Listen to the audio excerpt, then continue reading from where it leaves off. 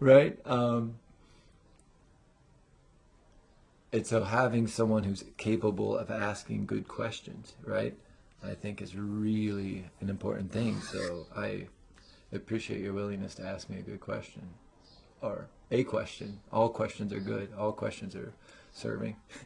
Um, Well, I really appreciated your vulnerability that you shared with all of us. Yeah, I certainly was, I got the easier, more lighthearted end of this podcast. you did. And for me, it's really important. I think that it's important that we can share, and we can share our opinions, and you and I can make jokes, and we can tell. But I also think it's important that sometimes people get to have that experience of coaching, that they get to hear what coaching sounds like. And even though that was kind of a quick interaction, hopefully someone listening this felt the power of coaching. And and if you are listening to this and you have a secret that is wrapped in shame, that you've buried in some part of your body, I would invite you to share that secret. I would invite you to share that secret. I would invite you to, and if the secret is too big, share the embarrassing moment that created the secret.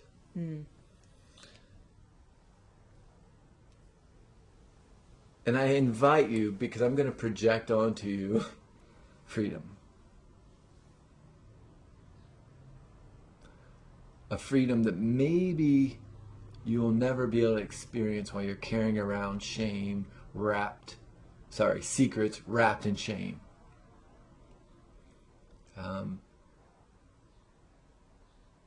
How do we distinguish between embarrassment and shame? I think we just did.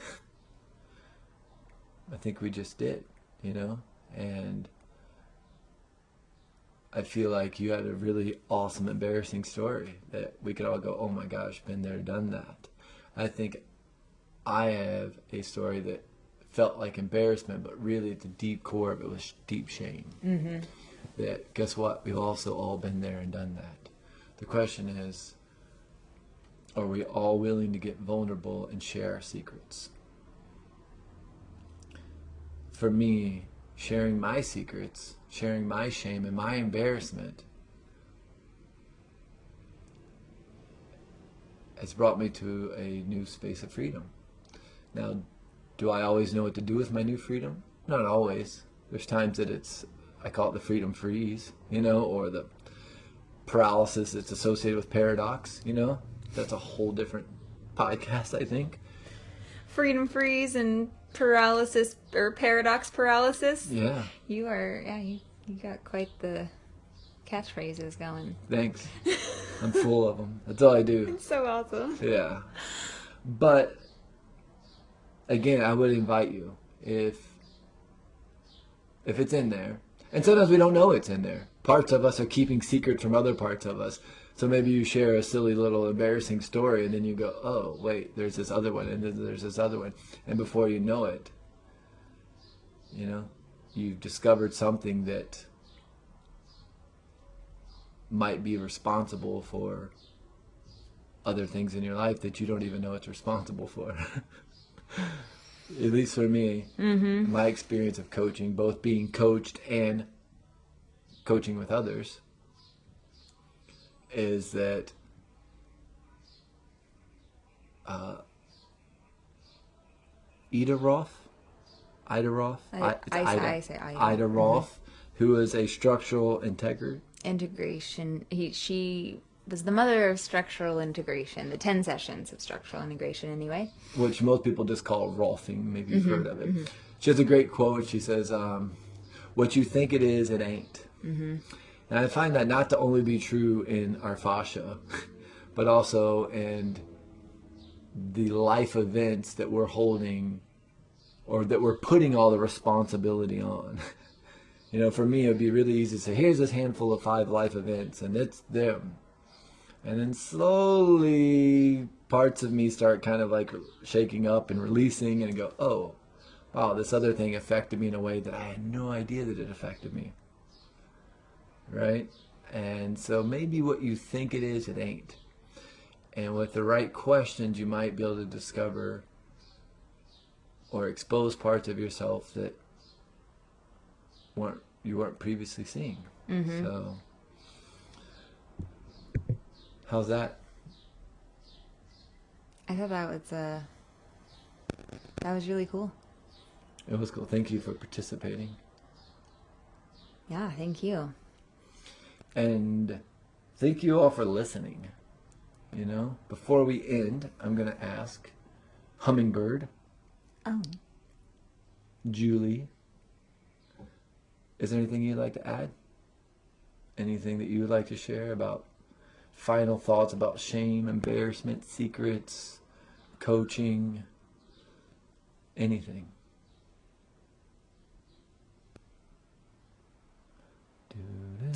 Right. Well, you. no, I was just thinking about your invitation for others to share a secret, and parts of me felt this like concern, so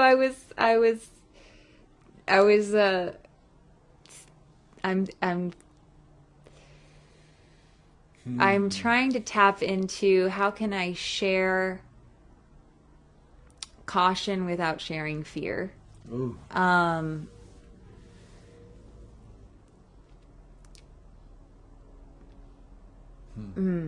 Because like you experienced, and I've also had the same experience with stories that I've shared with others, is I've been dismissed or told that there's no way you actually experienced that, or I've been, where I've experienced more shame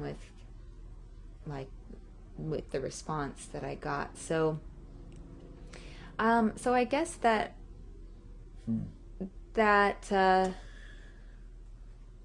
what I would offer around sharing secrets is, of course, do it in a way that feels safe. And with a person that you feel is respectful. But then I think also just remember that the way people respond is a reflection of themselves. And the way you receive their response is a reflection of you. And so just remember that, I guess. I don't know. Just remember that sometimes, you never know. Maybe I go share a secret with somebody and I totally trigger one of their past experiences that they feel a lot of shame and embarrassment around and that they don't want to look at. And then their response isn't exactly what I thought I would, wanted to receive or needed to receive or whatever. So I guess it's just important to remember that, finding someone who is capable of offering reflection without projection is important, but also just remembering that it's not a reflection on you or your experience how they react or respond.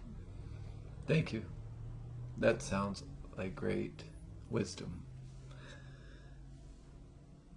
And I would second that. If you do discover or you're feeling called to share an embarrassing moment or shame or a secret that you perceive might set you free in some way, that working with a holistic coach would probably be a good idea. Somebody who has a really good holistic process, I think would be a great thing to do, as opposed to just your BFF who might not hear you, might not understand, might good call. I really Yeah. appreciate you sharing that. And the thing I would like to add to that as my final note is even your shame or your secret is only a half truth. Yeah. Right. Yeah. Right. Right. Even sharing myself with today with all of you and in this podcast, it's only half truth. Mm-hmm.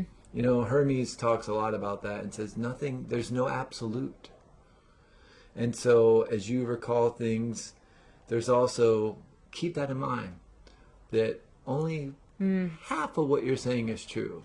There are others' perspectives. Yeah. Right. Because even inside of my story, there were other individuals who were involved who aren't here to speak for their, and outside of those individuals, look, I'm carrying the weight of 7 generations.